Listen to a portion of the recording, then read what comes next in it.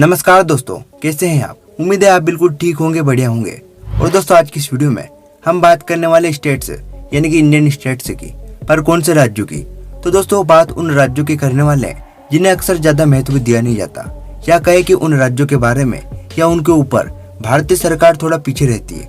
बात नहीं की जाती उनके प्रोग्रेस, इंफ्रास्ट्रक्चर, फैसिलिटीज और इकोनॉमी की, क्योंकि दोस्तों भारतीय राज्यों में अक्सर यूपी, महाराष्ट्र, गुजरात और कर्नाटक की समस्याओं और विकास को पहले तवज्जो दी जाती है।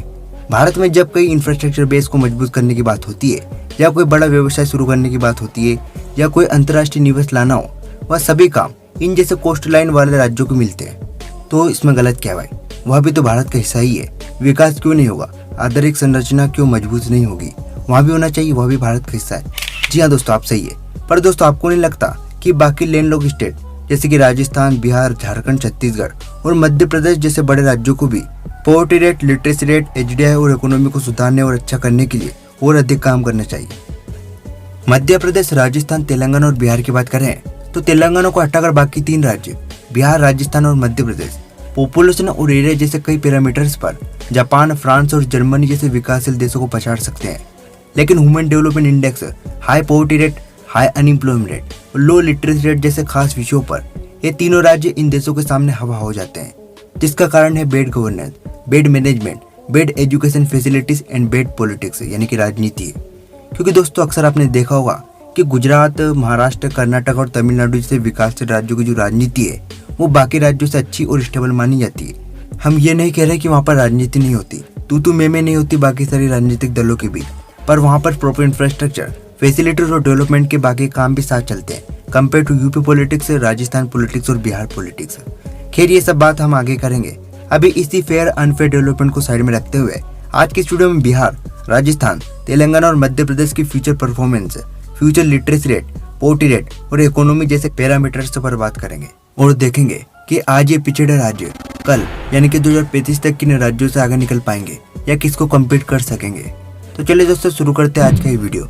चैनल पर नए हो तो प्लीज चैनल को सब्सक्राइब जरूर कर लेना और साइड में लगे बेल आइकन को जरूर प्रेस कर लेना, ताकि हम जब भी वीडियो डालें आपको नोटिफिकेशन जाए सबसे पहले। तो चलिए दोस्तों शुरू करते हैं।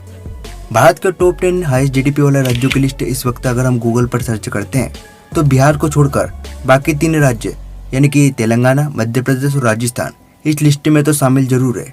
लेकिन दोस्तों आप खुद ही सोचिए कि राजस्थान और मध्य प्रदेश इतना बड़ा क्षेत्रफल लेकर बैठे हैं बतौर एक सामान्य अर्थव्यवस्था। वही जनसंख्या की बात करें तो इन राज्यों में 8.5 करोड़ की आबादी रहती है, जो कम से कम तो बिल्कुल नहीं है।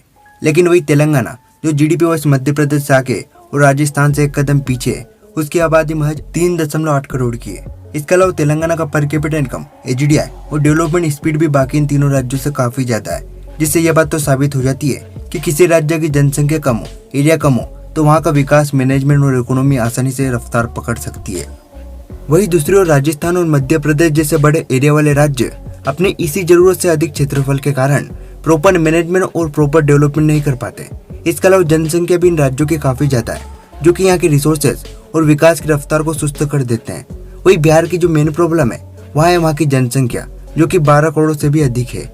उसमें भी बड़ी समस्या है वहाँ के लोगों का कम पढ़ा लिखा होना, जिससे उनकी जो सोच है, जो मानसिकता है, वह आज की हाई प्रोफाइल लाइफ को एक्सेप्ट नहीं कर पाते। बड़ी कंसर्न है। और जो लोग थोड़े बहुत पढ़े लिखे है भी है, तो वो भी आईटी सेक्टर, किसी बिजनेस या फिर किसी बड़े प्रॉफिटेबल और कॉस्टली काम करना पसंद नहीं करते, बजाय सिर्फ सरकारी नौकरी के। वो सरकारी नौकरी कर ही अपना फ्यूचर सिक्योर करना ज्यादा पसंद करते हैं, जिसने बिहार को अन इंडस्ट्रियल स्टेट बनाकर रख दिया है, जिसका परिणाम बिहार में ज्यादा बेरोजगारी, गरीबी और कम पर कैपिटा इनकम के रूप में हम देख ही सकते हैं। बिहार की वर्तमान लिटरेसी रेट महज 71% है, जिसका सीधा असर वहाँ की युवा पीढ़ी के रोजगार पर पड़ता है। इसलिए बिहार का अनएम्प्लॉयमेंट रेट बिल्कुल भी खास खस्ता हालात में नहीं है, करीब 12%। एचडीआई में भी बिहार का प्रदर्शन सबसे खराब है, महज 0.574 मीडियम रेंज का। और पर कैपिटा इनकम में तो स्थिति बद से बदतर हो गई है बिहार की, क्योंकि बिहार का प्रति व्यक्ति आय सिर्फ और सिर्फ 64 बिलियन यूएस डॉलर है। लेकिन क्या बिहार का वर्तमान ही बिहार के भविष्य को तय करेगा? नहीं दोस्तों, बिहार भले ही अभी भारत का सबसे खराब प्रदर्शन करने वाला राज्य हो, लेकिन 2035 तक क्या बिहार किसी पैरामीटर्स पर बेहतर हो सकेगा? ये बड़ा सवाल है। तो दोस्तों अभी बिहार की नॉमिनल जीडीपी की बात करें तो नॉमिनल जीडीपी 140 बिलियन डॉलर से बिहार की, और ये आंकड़ा 2035 तक कितना होगा वो जाने उससे पहले बाकी तीनों राज्यों की इकोनॉमी आदि डेटा समझ लेते हैं। तो तेलंगाना का पर कैपिटा इनकम 2,41,800 रुपये के करीब है। राजस्थान का पर कैपिटा इनकम 1,60,000 और मध्य प्रदेश का पर कैपिटा इनकम 1,44,300 रुपये के करीब है। और बिहार का, जैसा कि आपको अभी बताया था, महज 64,000 पर कैपिटा इनकम, जो भारत का सबसे कम प्रति व्यक्ति आय वाला राज्य है। अब बात करते हैं नॉमिनल जीडीपी की। शुरुआत करते हैं सबसे ज्यादा जीडीपी वाले स्टेट राजस्थान से। तो राजस्थान का nominal GDP 180 billion US dollar के साथ भारत में 8वें नंबर पर स्टैंड करता है। वही नंबर 9 पर 173 बिलियन डॉलर से जीडीपी के साथ तेलंगाना है। नंबर 10 पर आता है Madhya Pradesh with 166 billion US dollar से जीडीपी। वही नॉमिनल जीडीपी में भी बिहार तीनों राज्यों से पीछे चल रहा है।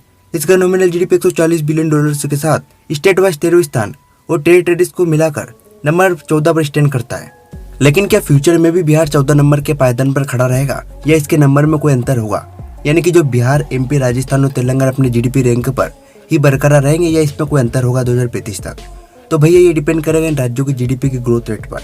और ग्रोथ रेट के हिसाब से इन राज्यों में सबसे आगे तेलंगाना है अपने 11.2% ग्रोथ रेट के साथ।